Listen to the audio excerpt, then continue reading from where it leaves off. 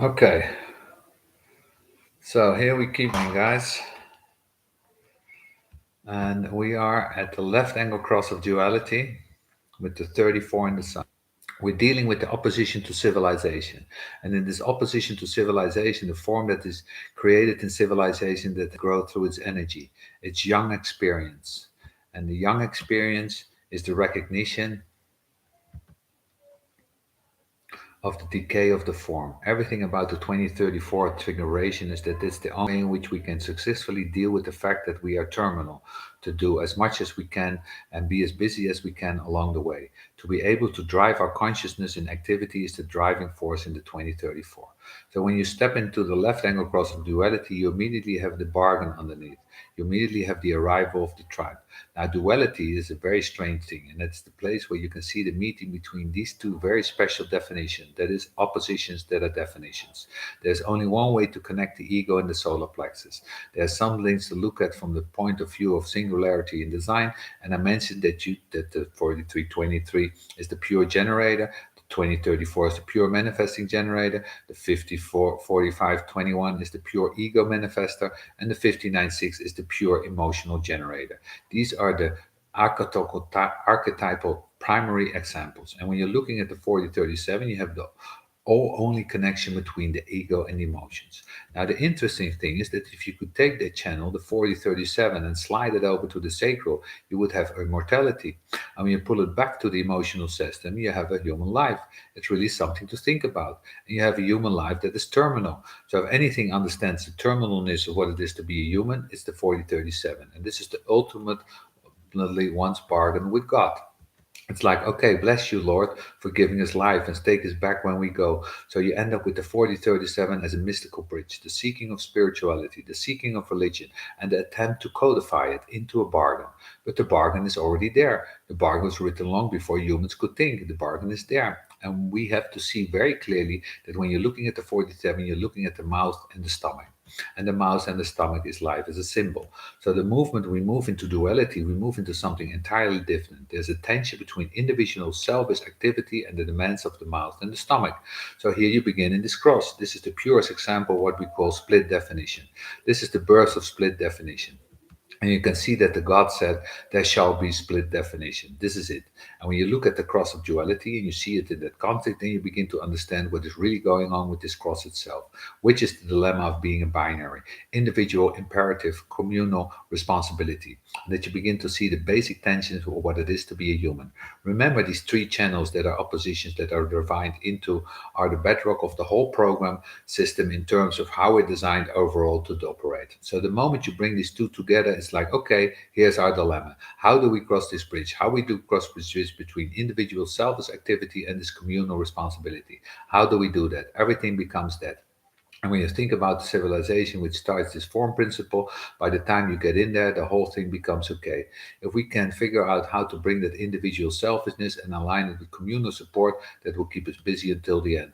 The line in between is called love. It's very interesting. All split definitions are on earth to remind us that we need love, which is a nice thing to say about them. All right, let's get to the fifth line because it's really scary. The left angle cross of duality. The fifth line is annihilation, the total elimination of resistance, the power to destroy completely or the difficulty in destroying completely. It really is that way. The total eliminations of resistance is an incredible concept because it's all at the root of the heretical system or program. Everything in the heretical program has been let's reduce resistance. Let's get rid of resistance. If we get resistance, everything is so much easier. If you live correctly, you eliminate resistance. It's a fifth line heretic pitch to you. Me, with integration and no 34, I really understand this concept. This need to use power to eliminate resistance. But remember the trickiness of this cross. It's not just about eliminating resistance so that the individual can flourish. It's to eliminate the resistance in the distance between individual self-natures and communal necessity and communal demand. And the individual is deeply resistant to giving up their individuality to the tribe. And the tribe is absolutely demanding that the individual come to the tribe. There's tremendous pressure in that. And when you come to the tribe, it's like them, like the monkey song in Jungle Book. I wish I could be like you.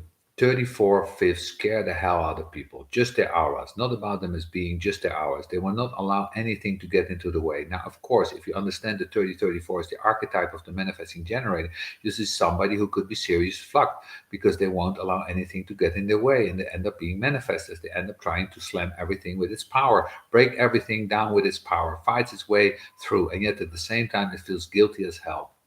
Oh, I have friends of mine who are embodiment of the split and the horror of their existence. The moment that you have the sacral to the throat and the 4037 is hanging to the side, you have people who live in manifesting delusion. And every time they come into contact with the other side, they break down. They just break down. And so there's an inner conflict, a deep inner conflict. The cross of duality as an expression, as an heretical expression, can be the example to show us how to deal with our own internal dilemmas. We all carry mixes of this and that within our designs, and to see even when they're not as purely accentuated as you see, there still be a deal within itself. The other thing is projection has a hard time in being accurate. Projection is just projection. The 5-1 on this cross sees itself as being a single definition. This is one of the dilemmas of the split. I'm not talking about basic split, not triple split, but trips. Triple splits are the 11% of the population. They always have an understanding that they are split. But many pure splits, which represent 45% of humanity, most of the time they live consciously in one split. It's the part that holds them. So this projection can be very, very difficult. You go up to the 5-1 on this cross and you approach them through the community, they may not recognize you. You approach them as an individual through the activity, they might. In other words, there are all kinds of limitations. The other thing is to project on a 5-1 on this growth that they're going to be a communal support mechanism is always suicidal. Now, you're likely to get hurt in that kind of arrangement because you will become the resistant they try to eliminate. The whole thing about the 24 is the 24 would like to live in a world where they think the horn and the Red Sea departs. This is them. Boo, we're coming through. Okay, so then we go to the 5-2. The 5-2s will not bother. Whenever I heard about the concept of spontaneous combustion, I immediately thought of this cross on the 5-2s. It's like when they're in their room and it's been building up for years and all of a sudden just one wham and it's gone. And all that's left is a bit of dandruff. It's over there. They're so aware of resistance. To be a 2 is to understand people are looking at you. To be a 5 is to understand that people are looking at you. You know, it's part of the projection field. To be a 5-2 on the cross, you don't have to do anything to do with it. It's like, I don't want to deal with all that out there. I'm going to have to spend my rest of my life hitting people with a hammer. I don't want to do this. So they close themselves off in their own environment. And particularly in this day and age, when you have all kinds of virtual possibilities, 5-2s are actually better equipped in many ways than they are. You can now have a cave that's online. So that's really have a way in which you can be drawn from society. And other things is the virtual world display of power and activity are very different things. And so there's a subtlety to it. The other thing is that in the virtual reality, there's so many possibilities that the 5-2 is always looking for the place of least resistance. And so rather than using its power to find resistance, its activity tends to be towards a finding place of least resistance. And they're only motivated to find the place of the least resistance. Okay, so good luck with that. Thank you very much.